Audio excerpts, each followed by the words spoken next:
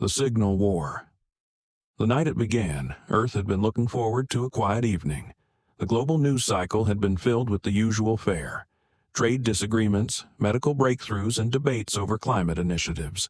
Then, without warning, the stars began to vanish. From observatories in Chile to the rooftops of Tokyo's skyscrapers, people paused to note a creeping darkness where constellations should have been. Within 2 hours, the news spread. A colossal fleet of alien vessels, 1 million strong, had arranged itself in Earth's orbit. Astronomers were stunned by their precision. Each ship was equidistant from its neighbors, forming a grid so exact it could have been drawn with cosmic rulers.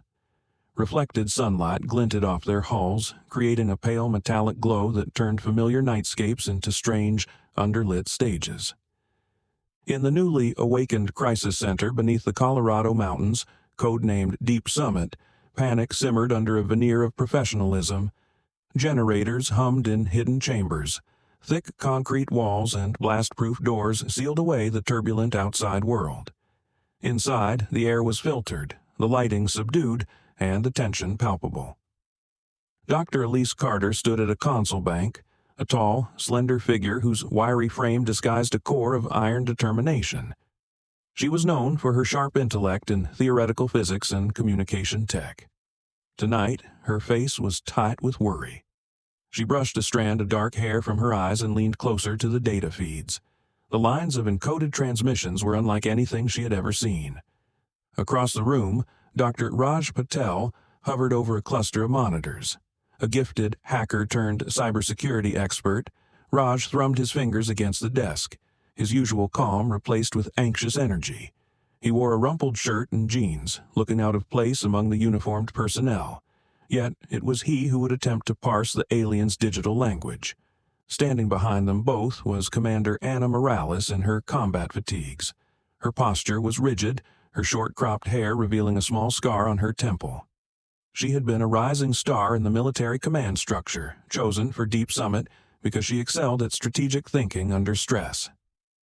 Now, she watched the alien blockade with grim eyes, knuckles white as she gripped the table.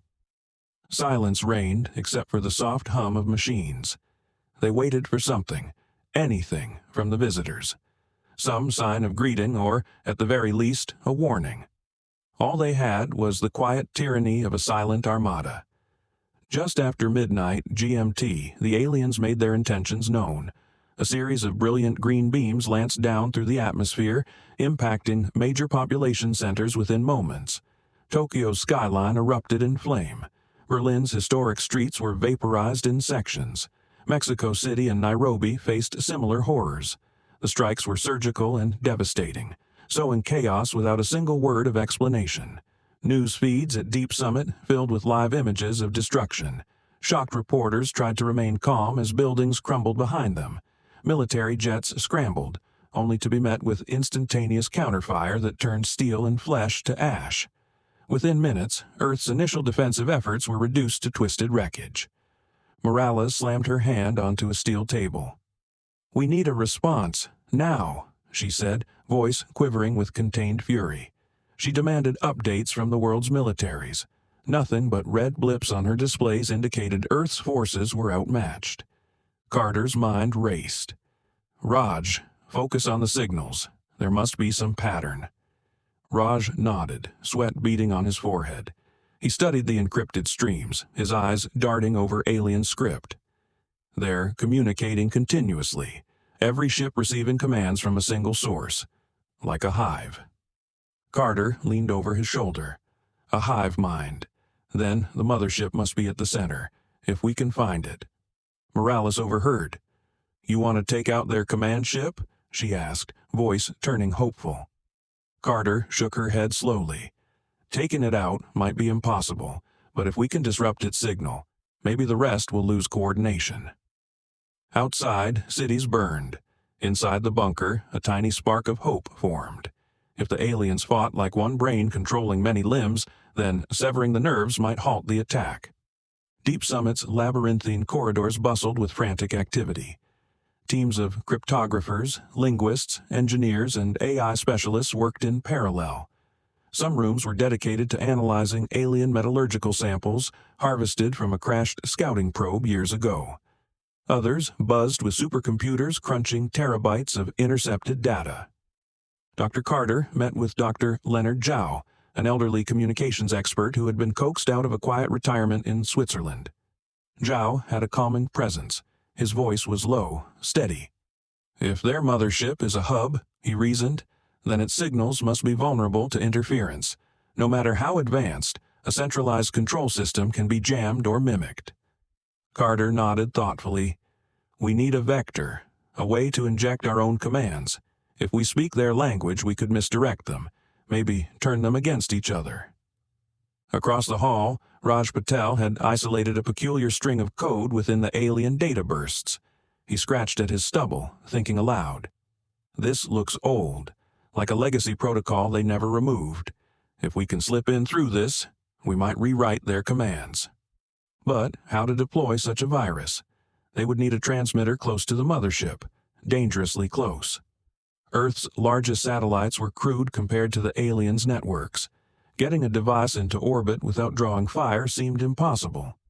In the command center, Morales listened, arms folded tight. She saw a path, however slim, a stealth drone, a prototype designed for low-emission reconnaissance in deep space. It wasn't a weapon, but it might sneak through.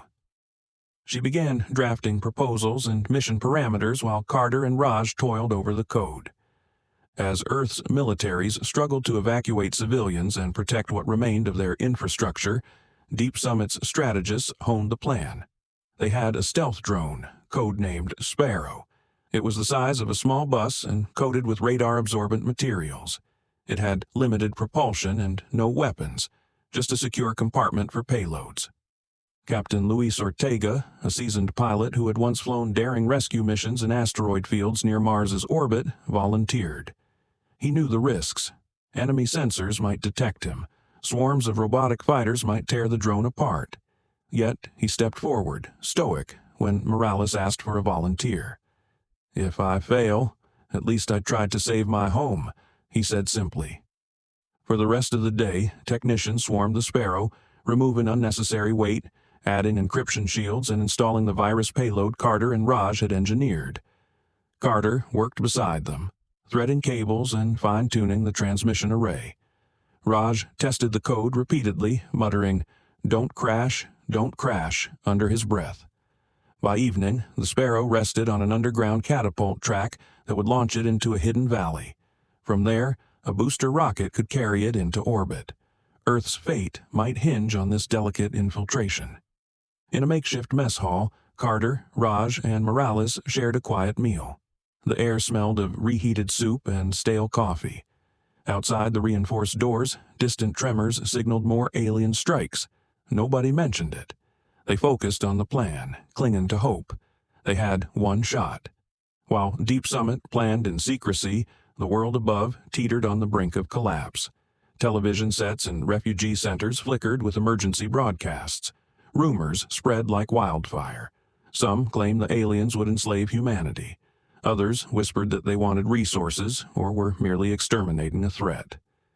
In a hospital deep beneath Berlin's rubble, a young doctor tried to calm a sobbing child, holding her hand and assuring her that people somewhere were fighting back. In a London subway-turned shelter, an elderly man prayed softly, his voice echoing in the dim tunnels. Across the globe, billions waited, terrified, for some sign of reprieve.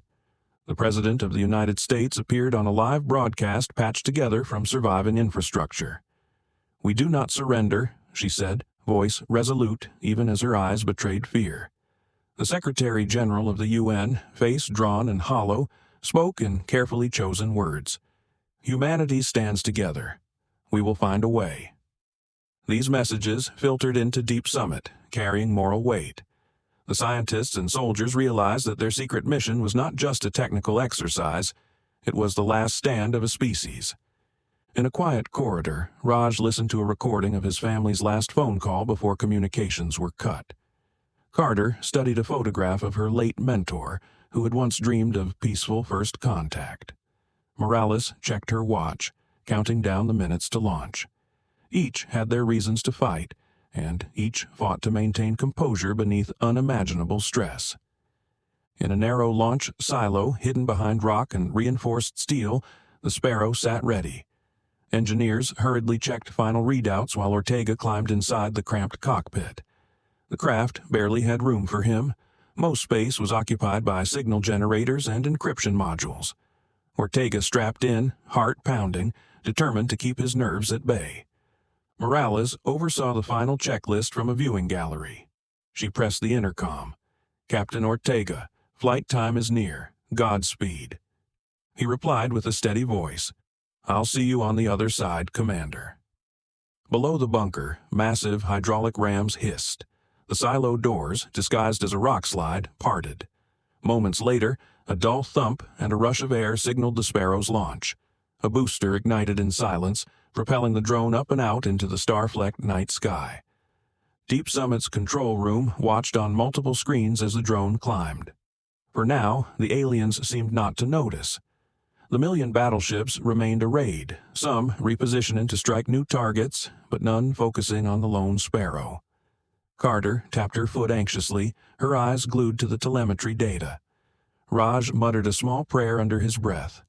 Morales stood rigid, never looking away. Outside, fresh attacks rattled the globe. The aliens targeted power plants and communication hubs as if trying to break humanity's last lines of defense. Sparks flew from toppled transmission towers. Medical tents collapsed under shockwaves. But the Sparrow kept climbing. High above Earth, the Sparrow drifted into the enemy's domain. Ortega suppressed a shiver as he guided the drone through the dark forest of ships. They were unimaginably large, cylindrical leviathans of black metal and intricate sensor arrays. Occasionally, a low hum vibrated his cockpit's instruments, some invisible scanning wave passing through space.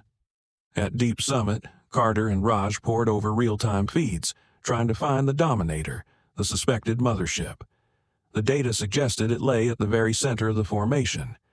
Raj enhanced an image, zooming in on a cluster of ships that dwarfed the others. Among them was a gargantuan vessel riddled with spires, antennae, and geometric panels. Carter's breath caught. That had to be it. "Guide him lower," Morales instructed softly into her headset. "We need the Sparrow close enough to their relays."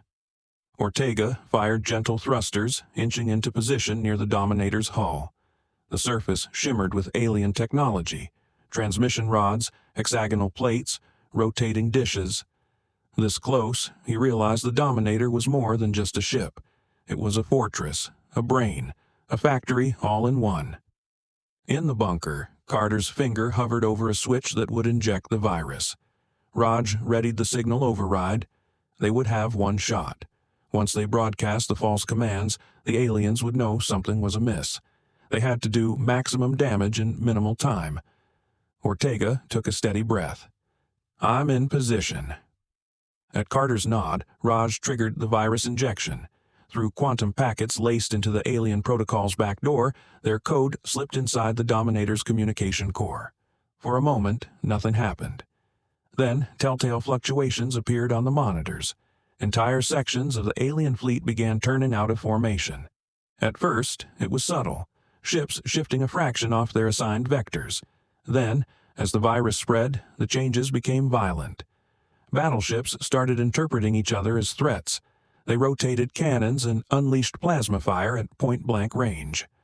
A chain reaction of friendly fire lit the orbital grid like 1,000 fireworks displays. Cheers erupted in the control room. Technicians high-fived each other, tears of relief streaming down their faces. Earth was striking back, through cunning and code rather than brute force. Morales allowed herself a triumphant grin. "We did it." But Carter's smile faltered as warning alarms blared. Raj cursed under his breath. The Dominator's signal suddenly changed. It was isolating itself from the corrupted network, rerouting through emergency protocols. On their screens, an ominous power surge built within the mothership. Carter's heart sank. They're preparing a direct strike. A doomsday weapon, maybe. If that fires, Earth is done. Morales finished grimly. They had forced the fleet into chaos, but the mothership, like a wounded beast, was readying a final, catastrophic attack. With the clock ticking, Carter thought fast. If we can't stop them here, we need more power. We need to override the Dominator completely. She looked up at Morales. We must use Earth's entire global communications network. Every surviving satellite, radio tower, everything. Morales blinked. That will mean exposing our operation. We'll need cooperation from what's left of world infrastructure. Carter nodded. It's our only chance. Emergency messages raced across the planet, urging engineers, technicians, and amateur radio operators to unite in one final push. In bombed-out cities, survivors climbed half-ruined towers to realign satellite dishes. In hidden valleys, old radio telescopes were repurposed. Underground data centers rerouted signals. The planet, under siege, found solidarity in this desperate hour. Raj frantically coordinated frequencies. We're patching into over 300 stations. No, 400 now, he exclaimed, sweat pouring down his temple. We can generate a signal louder than their motherships roar. In Delhi, a team of young coders worked by candlelight, following instructions from Deep Summit on encrypted messaging apps. In Toronto, telecom technicians bypassed damaged grids to provide crucial bandwidth.